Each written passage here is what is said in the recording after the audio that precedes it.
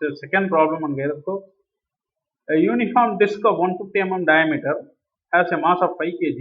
It is mounted centrally in a bearing which maintain its axle in a horizontal plane. So this bearing is not universal bearing. It doesn't allow the movement of the shaft. It always maintains it in a horizontal plane. But you can. What is the horizontal? The word horizontal plane means. So the bearing will allow rotation in a horizontal plane. Okay. So precisional rotation is possible. But this, let us say, let us draw a cube, then you will understand what is the horizontal plane rotation. Okay, so I am fixing a shaft on a bearing. What is the type of this bearing? This bearing will allow rotation about this horizontal plane, but it won't allow this type of rotation. Clear? So that's what is mentioned in the question. So a uniform disc 150 mm diameter has a mass of 5 kg. It is mounted centrally in bearings which maintains its axle in a horizontal plane. Okay. So the disc spins about its axle with a constant speed of 1000 rpm, while the axle presses uniformly about the vertical at 60 rpm. So therefore it is going. So there is a shaft. There is a disc which is rotating, and this entire setup is rotating about the horizontal plane at 60 rpm. Okay. Now the 60 rpm is this disc is spinning at 1000 rpm. This entire shaft is rotating about this vertical axis at 60 rpm. Here, the direction of rotation are shown in figure. If the distance between the bearings is 100 mm, find the resultant reaction at each bearing due to the gyroscopic effects. Due to mass and gyroscopic effects. Okay, given data. So D is equal to D is the diameter of the disc, 150 millimeters. So radius is 0.075. 5 kg is the disc mass. Speed is 1000 rpm. Omega is 2 pi n by 60, 104.7. So precisional velocity is given in rpm, 60 rpm. Convert that into omega, 6.284. So bearing length is 100. So this distance is 100 millimeter. Okay. So it's given here. Distance between the bearings is 100 millimeter. Okay. Right. Let's move on. So we know that mass moment of inertia of the disc is mk square mr square by 2 for a solid disc. Okay. So that is pi into 0.075 square by 2. It comes around 0.014 kilogram meter square. Gyroscopic couple acting on the disc. C equal to I omega omega p. So find numerically you can find it because you know omega and omega p. This is the reactive force value I omega omega p. That's how we find out the reactive force value. Okay, so I is the moment of inertia of the disc. Omega is 1000 rpm omega, and omega p is the 60 rpm omega. So the value is 9.2 Newton meter. Is the reactive gyroscopic couple. Okay. The direction of reactive gyroscopic couple is shown in figure. See here. The reactive gyroscopic couple is like this. Okay. So there is a shaft with a disc. The disc is spinning at 1000 rpm, clockwise or anti-clockwise, whatever. Okay. Now this entire thing is rotated about the horizontal plane. That is about the vertical axis.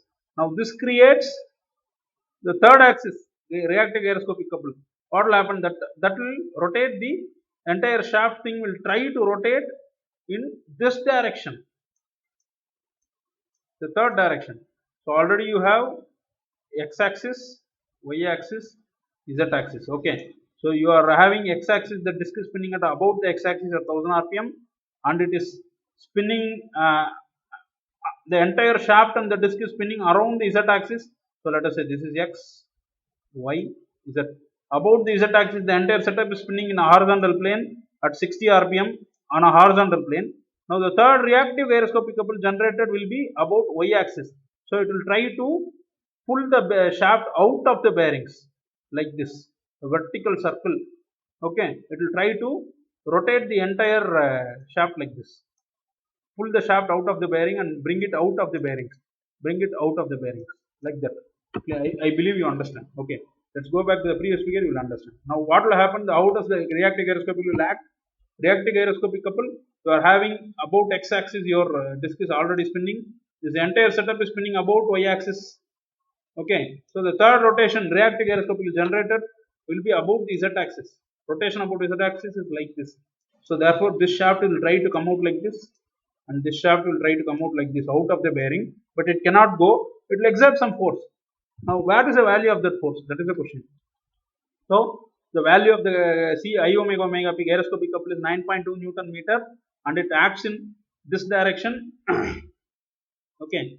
So if a shaft with a gyroscopic couple in this direction means what? Here it will be in upward direction, downward direction, in bearing, left bearing and right bearing. So that you keep in mind. So F is equal to C by X. So this is nothing. See, couple equal to force into perpendicular distance. Okay, F into X. So that I am sending this side. What is the force exerted on each bearing over a span of 100 mm? That's I am finding in reverse. Force into perpendicular distance. Therefore, couple equal to force into perpendicular distance. Force equal to couple by perpendicular distance. So couple is 9.2 divided by perpendicular distance is 100 mm between the bearings. So that is 92 Newton force is generated. Right? The force F will act in opposite directions at both the bearings. So let's take this diagram.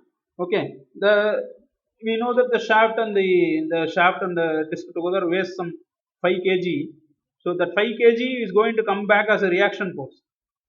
Okay, now we are going to add this reactive gyroscopic couple to this reaction force and give the reaction force values. That is what is asked in the question. Okay, so RA equal to RB equal to the entire mass of the disc is divided into equally between the two bearings. 5 kg is divided into 5 by 2, 2.5 kg for each bearing. So that is the reaction force value.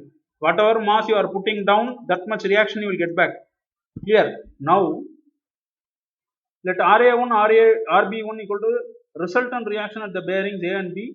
See, since the reactive gyroscopic couple acts in clockwise direction, we seen from the front. Therefore, its effect is to increase the reaction force in the left side bearing, decrease the reaction force in the right side bearing. Right? That's what I told you. So in this thing, so you already have a reaction force like this. Both the reaction forces are pointing upwards. So now this third reactive gyroscopic is generated. Will try to pull this upwards and put this downwards. Correct? So this is your A bearing reaction A, reaction B. Here your active gyroscopic couple of 92 Newton will try to come up. Here it will try to come down. So this is 92 Newton. This is 92 Newton. So this is 2.5 kg, 2.5 into 9.81, 24.5 Newton. Again here 24.5 Newton.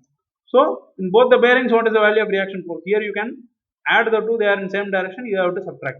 That's what I have done here. RA1 equal to force plus RA. So A, both the directions are same. So I am adding, I am getting 116.5 Newton upwards.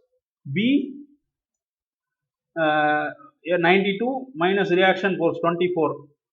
So 67.5 downwards. Why downwards? Because this value is 92, this value is 24.5. Therefore 92, 24.5. So resultant will be only in downward remaining. So 67.5 downwards. That completes the problem. Clear? Any questions in this? So please feel free to talk if you have any doubts. So that completes the problem. This problem is taken from a Kurmi textbook problem 14.2.